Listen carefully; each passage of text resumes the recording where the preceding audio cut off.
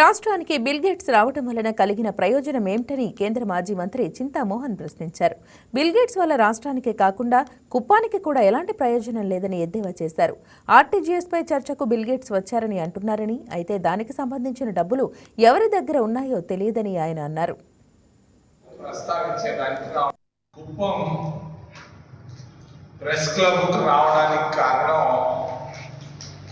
ముఖ్యంగా 3 అంశాలు మేము ప్రస్తావించడానికి రావడం జరుగుతాం. మొదటిది బిల్ గేట్స్ కుప్పం అభివృద్ధి, రెండవది ఆర్టీసీ బస్ స్టాండ్లు అమ్ముకోవడం, విమానాశ్రయాలు, మూడవది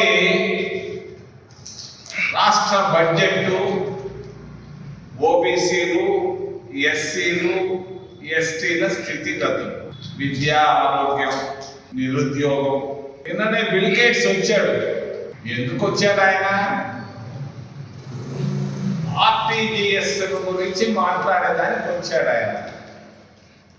ఆర్టీజీఎస్ అంటే ఏంటి? ఎవరి దగ్గర డబ్బు ఉంది ఆర్టీజీఎస్ ద్వారా ఇంకొకరికి పంపించేదానికి?